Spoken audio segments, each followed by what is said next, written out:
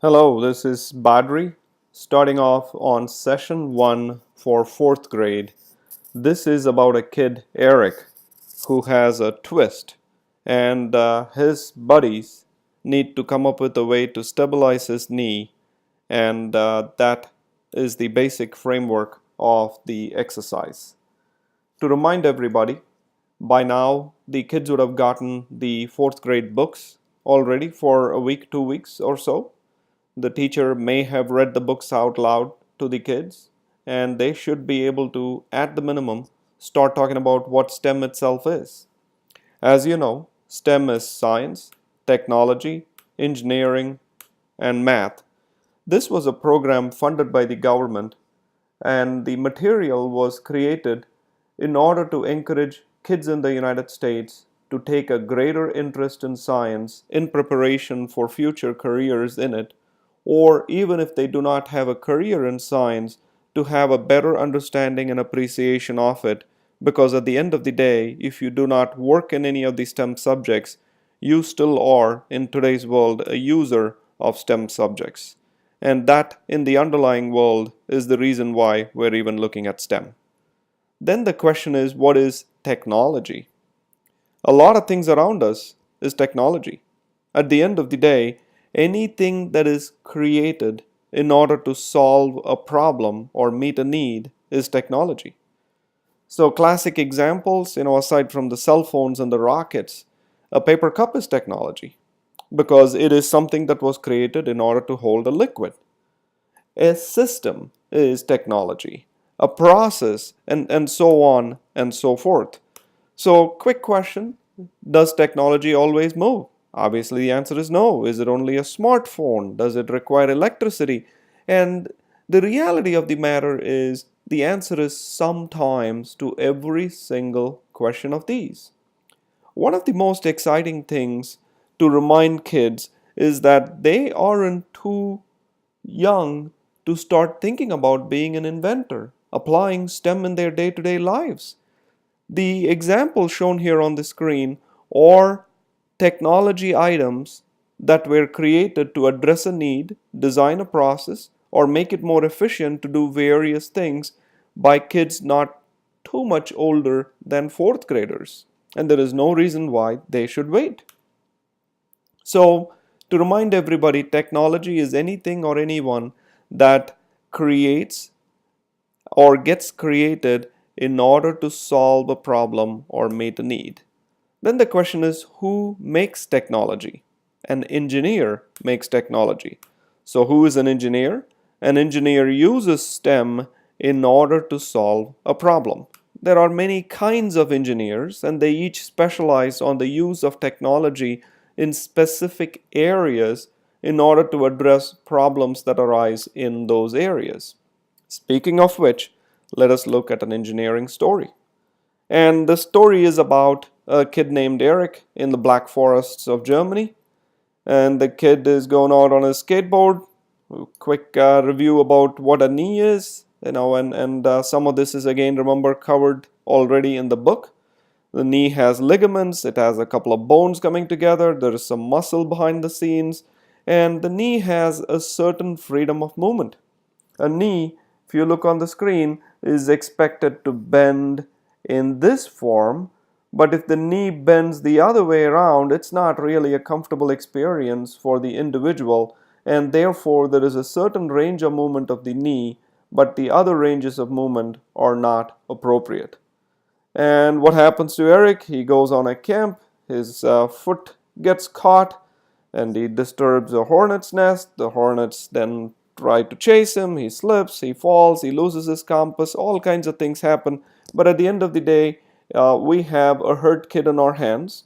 We're far away from appropriate medical treatment, and we need to stabilize Eric's knee and get him some kind of emergency solution while we look for the longer term solution. And that is indeed what the kids do. The kids empty all of their backpacks, they bring out the spare parts, and they try and find a solution. And what we are going to do, and you can tell the kids that in session 2, in about a week, you will bring an assortment of materials that we're going to pretend we're in the backpacks of those kids, and the ones in the class are going to build a knee brace from that. And that indeed is the challenge for next week. So it's a pretty exciting one. To review what process will be used in order to solve this engineering challenge, there are 5 steps. We're going to ask, imagine, plan, create, improve, and cycle through it again. So asking means trying to understand what the problem is. Imagining is brainstorming. Planning is coming up with what they think they ought to do. Creating is creating a prototype. And then ask the question, is the prototype good enough? And if it is not good enough, tweak and keep going around until you get to an acceptable solution. So what did Eric do? Eric said, here's the problem. We need to create some kind of a knee brace. And then they start brainstorming. And then they start drawing a plan of what they are going to do. They create a prototype. They see if it works. And they start going over and over again until they get it right. So, who are engineers that do stuff like this for a living? They are biomedical engineers. A biomedical engineer uses STEM processes to solve problems with the human body to improve the quality of life of people. They do things such as eyeglasses, hearing aids, limbs, monitors, and so on. And so how do we think like a biomedical engineer? Then all that we need to do is sit back and say, well, people wear shoes. Those who run a long time need really good shoes. And if they don't have really good shoes, there are certain kinds of problems that happen.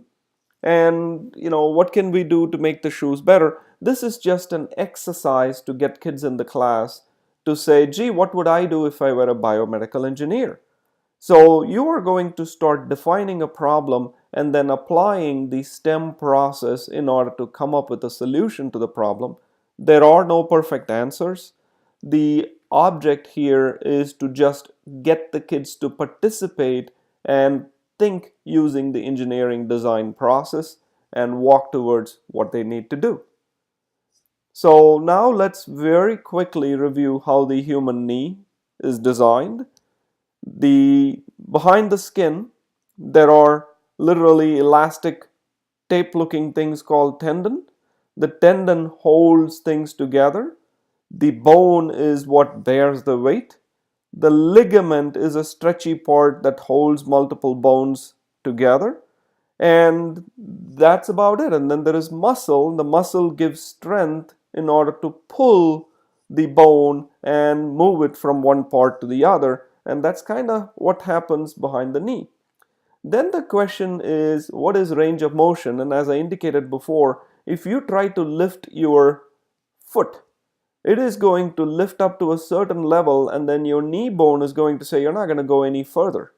And the reason it does that is if your knee indeed it was not there, then you would flop over and fall on your nose. And so there is a certain range of motion which is allowed.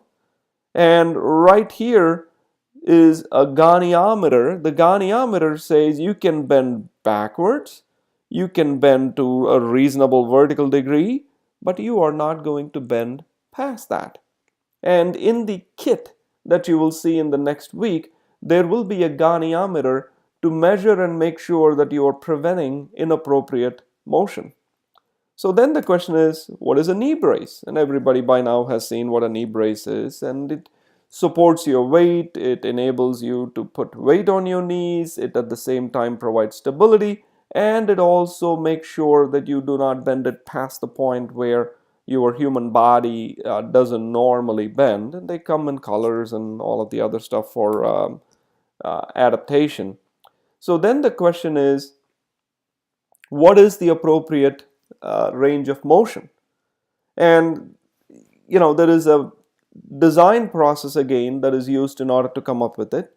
For example, if the straight line is no longer there, if it bends beyond that, then you really don't have an effective knee brace. Then the question is, what should it be made of? Can we make it out of paper? Again, the way to think about it is, what is the objective? If we made it out of paper, it probably wouldn't bear weight. So what material should I use? Well, I suppose you could use some kind of tape. Well, do you want thick tape, thin tape? Well, what about the shape? Should I have it looking like a circle? And these pages are all intended to get kids to participate and say, what material do you think it should be? Well, it's plastic, it's paper, it's metal, it's this, it's that. So there is again no perfect answer, but all we are looking for is participation from the class on what they would do in their individual situation. So we're going to stop right here for session one. We're going to have the kids go home, let them know that their parents will receive an email saying they just learned something exciting. They will be seeing how it's all done next week, and ask them to research about the human knee, maybe about knee braces, understand how they work, because next week they are going to be building their very own knee brace. And that is the end of this session.